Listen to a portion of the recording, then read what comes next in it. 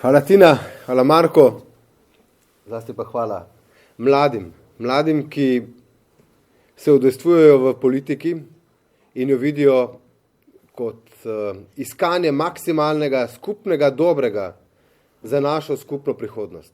In na mladih svet stoji.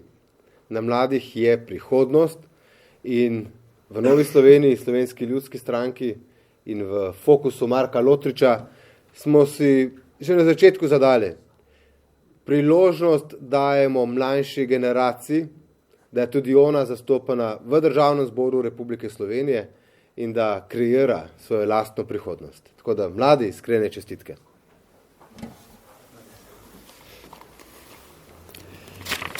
Predstavniki medijev, lepo pozdravljeni. V imenu mladih kandidatov skupne liste Nova Slovenija, Slovenska ljudska stranka in Fokus Marka Lotriča vas iskreno pozdravljam in se vam zahvaljujem za vaš prihod. Danes vam želimo predstaviti poglede in prioritete generacije, ki bo v prihodnjih desetletjih nosila odgovornost za razvoj naše države. Iskrena zahvala gre vsem predsednikom strank za to zaupanje in za vso podporo, ki smo jo prejeli. Mladi smo prihodnost. To pogosto slišimo, a hkrati o nas kroži tudi precej stereotipov. Da smo ves čas na skirojih, da znamo samo igrati igrice, da smo pasivni, tihi in nezainteresirani za družbene procese. Prav mi, ki danes tukaj stojimo, smo dokaz, da to ne drži. Mladi politiko spremljamo, o njej razmišljamo in želimo aktivno sodelovati pri oblikovanju odločitev, ki bodo vplivale na našo prihodnost. Pripravljeni smo prevzeti odgovornost za skupno dobro. Želimo biti glas svoje generacije, hkrati pa tudi spoštljivo nadaljevati delo generacij pred nami. Tistih, ki so si prizadevale za osamosvojitev Slovenije in zgradile državo, ki nam danes daje kruh. Z zaskrbljenostjo spremljamo način vladanja trenutne koalicije, ki pogosto odločitve sprejema brez kakršnega koli dialoga in brez dolgoročne vizije za mlade. Vidimo dodatne obremenitve za vse generacije pri sistemu dolgotrajne oskrbe, ki v praksi še vedno ne deluje. Ko govorimo o položaju mladih, pa ne govorimo le na podlagi občutkov, ampak tudi na podlagi podatkov. Kar približno 80% mladih v Sloveniji ne želi živeti v najemu, temveč si želi lastnega doma. A pot do njega je danes za številne skoraj nedosegljiva. To pomeni, da mladi pozneje zapuščajo dom staršev, pozneje ustvarjajo družine in težje načrtujejo svojo prihodnost. Stanovanjska politika zato ni le socialno vprašanje, temveč vprašanje prihodnosti države. Podobno se zavlačuje tudi z rešitvami, ki bi mladim omogočile več podjetniške svobode. Med drugim zakonom, ki bi študentom omogočil odprtje podjetja ob ohranitvi študentskih pravic. Veliko študentov ima ideje, znanje in voljo ustvarjati, kot boste tudi danes slišali, ampak jih trenutna zakonodaja pogosto postavlja pred nepotrebne ovire. Prav zato podpiramo uvedbo tako imenovanega študentskega SP-ja, ki bi mladim omogočil, da že v času študija razvijajo svoje podjetniške ideje, pridobivajo izkušnje in ustvarjajo delovna mesta, ne da bi pri tem izgubili osnovne študentske pravice. To je naložba v inovativnost, v podjetnost in prihodnjo konkurenčnost Slovenije. Verjamemo, da mora politika mladim ponuditi predvsem priložnosti. Priložnost za delo in pošteno plačilo, za ustvarjanje doma, za podjetništvo in za aktivno sodelovanje v družbi. Danes se vam bomo zato predstavili 9 mladih kandidatov, 9 različnih zgodb, izkušenj in pogledov, ki jih povezuje skupna želja. Prispevati k Sloveniji, v kateri bodo mladi želeli ostati, ustvarjati in graditi svojo prihodnost. En lep dober dan tudi z moje strani. Sem Nejc Jagodic, predstavnik sekcije mladih v Fokusu Marka Lotriča in tukaj še par mojih besed, kako bi rekel Fokus Marka Lotriča tukaj prispeva k naši združeni listi, k temu, da bomo Slovenijo naredili boljšo, zdravo, uspešno in polno priložnosti. Najprej tukaj začnem, da sem res počaščen, da lahko tukaj kot najmlajši kandidat te skupne liste predstavljam nas mlade. In tukaj se je res treba zavedati tega, da mladi smo prihodnost in tudi bomo prihodnost. Treba je tukaj začeti gledati za nas, ki smo že volivci in za tiste, ki tudi še bodo. Začeti je treba gledati na to, da mladi smo prvi oziroma sprožilci tega, da se res lahko začnejo delati neke korenite spremembe. Tukaj bi res tudi izpostavil to povezovanje. Naša skupna lista združuje 3 stranke, NSI, SLS in Fokus Marka Lotriča Tukaj, vsak od nas tukaj, ki stojimo, ima sigurno v kakršnikoli stvari drugačno prepričanje od kogarkoli tukaj zraven.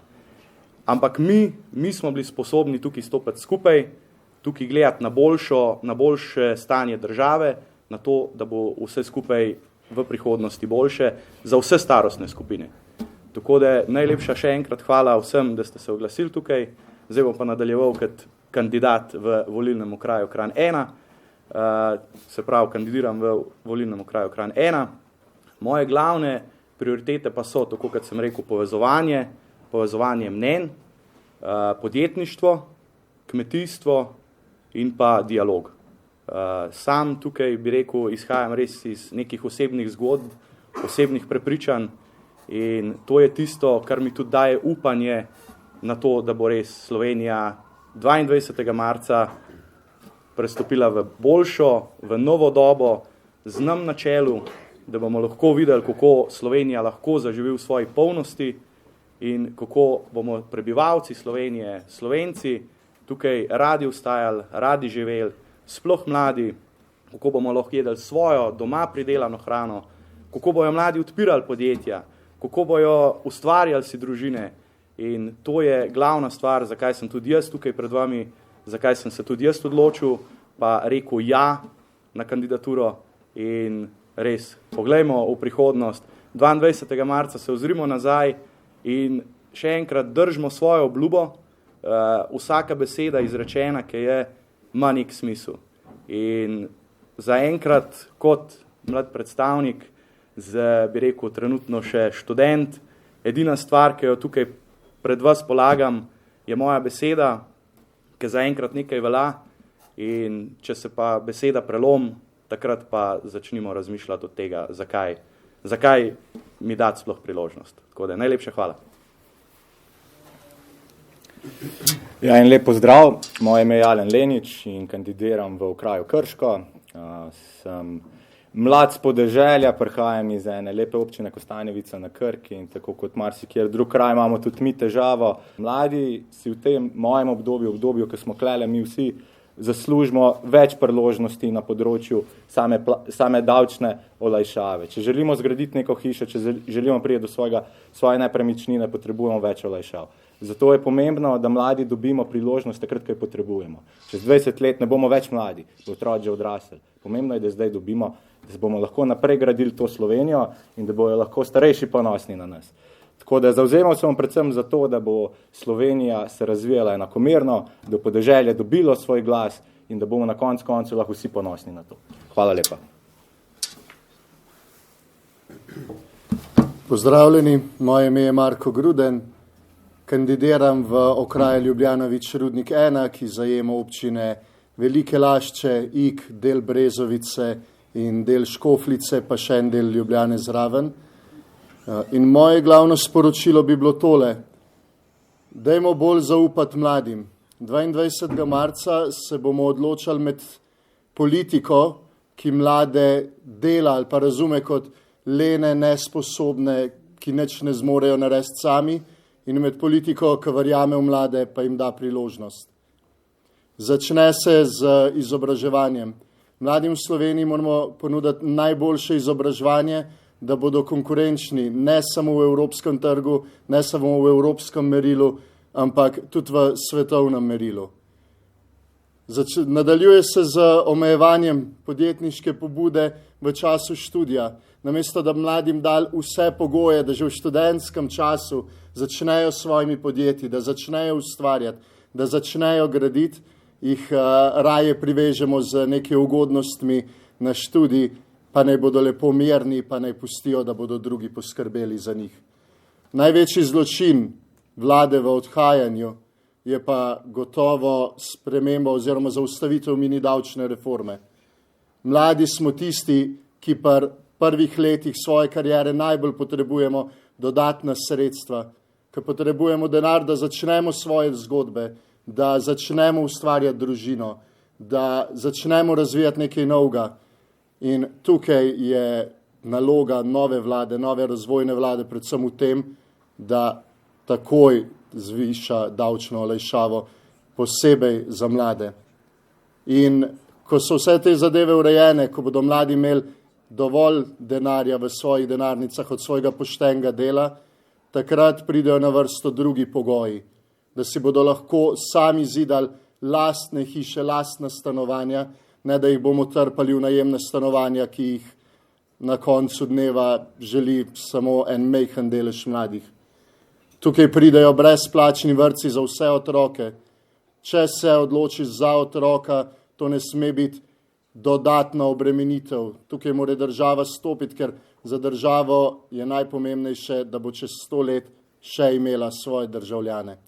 Tako da 22. marca povabljeni na volitve, da zberemo opcijo, da zberemo tudi skupno listo, ki bo verjela v mlade, ki jih ne bo podcenjevala, ki jih ne bo imela za lenuhe, namesto tistih, ki mislijo drugače. Tako da najlepša hvala, pa se vidimo na volitvah. Zdravljeni, sem Andrzej Plevnik, kandidiram v okraju Hrastnik Trbovlje, sem podjetnik. Jaz sem začel pot, tako vsak drug, starši te učijo, uči se, deli, pa boš nekaj imel za pokazati. Jaz sem torej šel po pravilih, ata bil rudar, sem naredil srednjo šolo, strojništvo, sem naredil magisterij strojništva, sem začel prvo kot vodja proizvodne v enem podjetju, sem odprl SP, sem si tam zgradil nekaj, sem pa vedno bolj opazovati začel že pri SP-u, da nekaj ne štima. Potem smo skupaj z investitorji začeli še podjetje v Sloveniji, imamo sedaj že več kot 10 zaposlenih, torej v 2 letih, in zdaj sem še bolj opazil, da nekaj ne štima. Glavna stvar je, da tisti, ki delajo, niso pravilno plačani, ampak dobijo tisto neto plačo, ki ni sorazmerna s tem, kakšna bi mogla biti. V prvi vrsti, če pogledamo, ena stvar, taka koncept je še, pa ki sem ga jaz enim kolegom še razmišljal, je tako ima zdaj Hrvaška, ko ima služenje obveznega vojaškega roka, jaz bi skoraj uvedel, da bi dal obvezno služenje SP-a. Kaj to pomeni? Vsak delavec, ki dobi plačo, torej ti dobiš, bi rekel, polnih bruto plačo. 3000 evrov dobiš na račun. In sam bi mogel potem si odšteti. To je zdravstveno blagajno, to je blagajno za pokojninsko blagajno, to je zavarovanje, to je še drugi stroški. Na koncu pol vidiš, da tistih 3000 evrov ti ostane v bistvu neto sam 1500 evrov. In to je res podatek, treba se zamisliti. In vsi tisti podjetniki, SP-ji, obrtniki, ki imajo tam ali salon za nohte, to vsi vedo. Problem pa je to tisti, ko pa samo gledajo neto, pa rečejo, tukaj imam neto, to je to, delodajalec mi je pa vse pobral. Ni delodajalec pobral. Pa tudi ni država pobrala, to so vse storitve, ki se morajo plačati, ampak morajo biti kvalitetno potem tudi nazaj vrnjene. Ko greste zdravniku, ko greste po cesti se palate, ko kupujete hišo, to morajo biti stvari, kjer ti mora potem država stopiti nasproti. Torej jaz v glavni vrsti se bom zavzemal za podjetnike in za tistega človeka, ki dela, ki gre po istih pravilih, kot sem jaz šel, torej ko so starši učili, če boš delo, boš imel nekaj za pokazati. Hvala.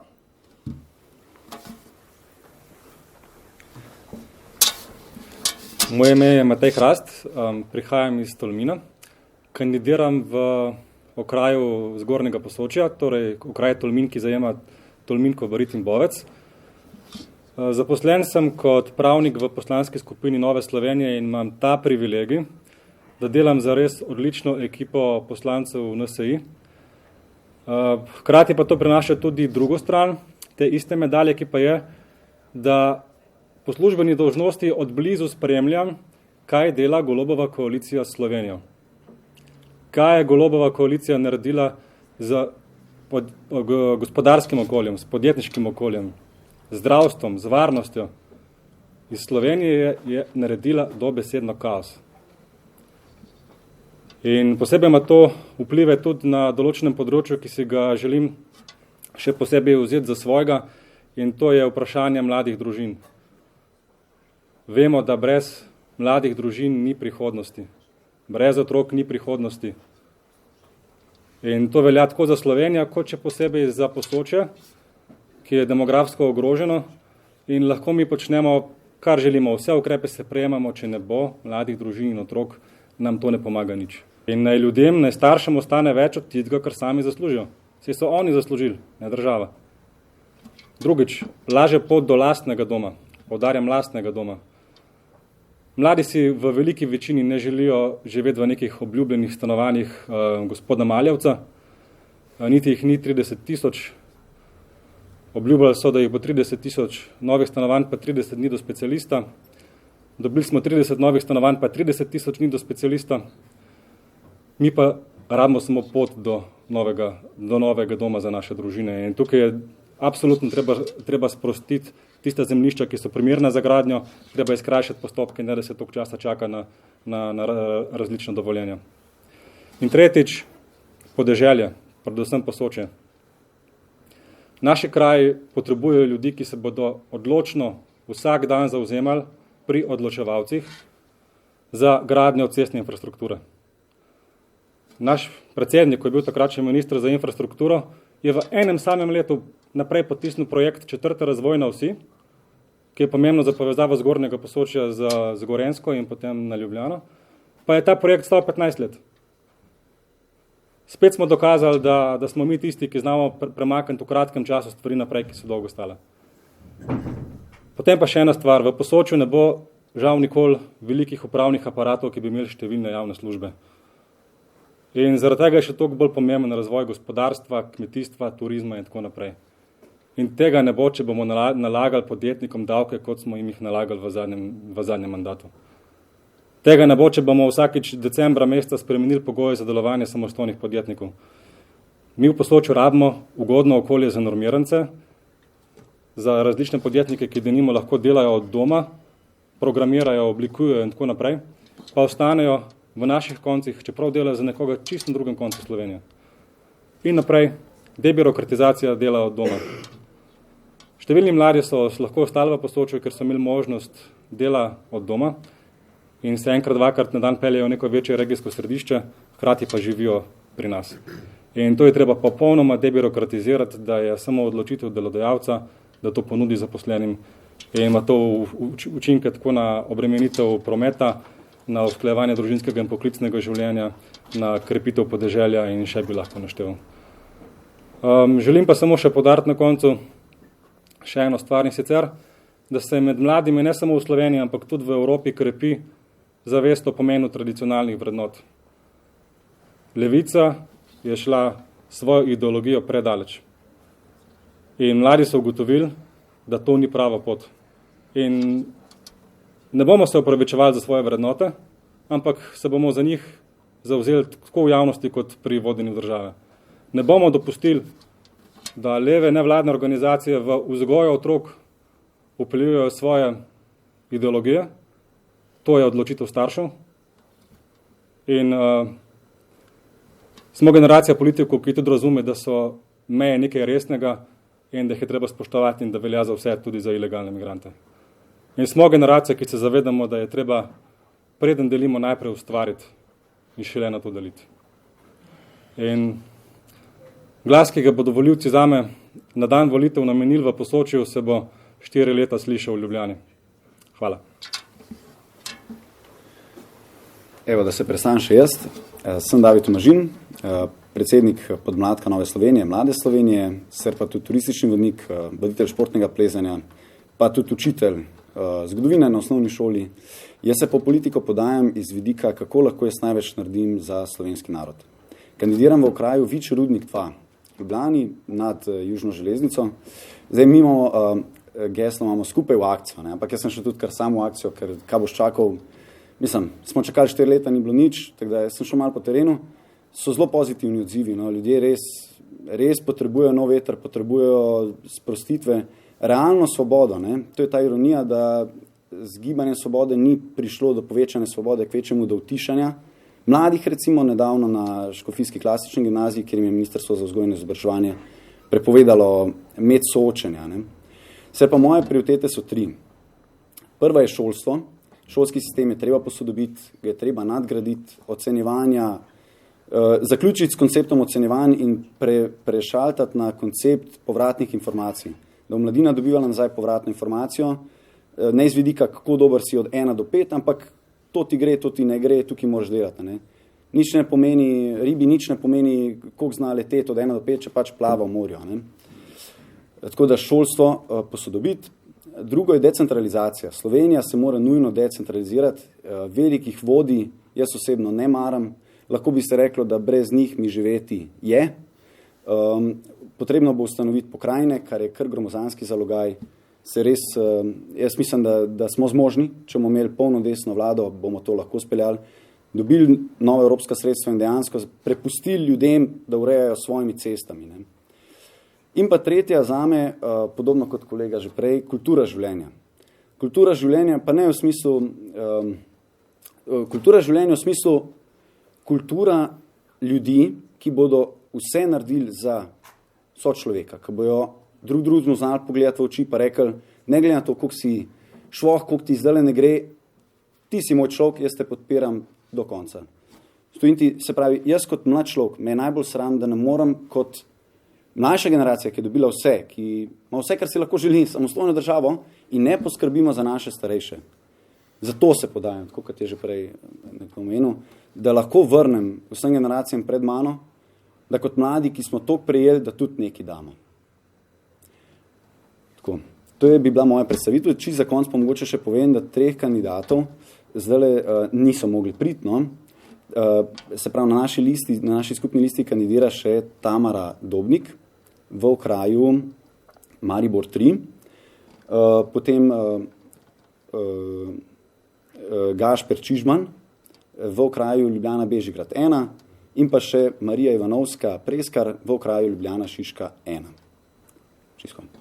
Jaz bi pa zdaj na koncu še prepustil besedo našemu predsedniku. A ne bo? Ok, potem pa smo odprti za vprašanje. Mogoče, če bo za kakšnega kandidata sem povedal.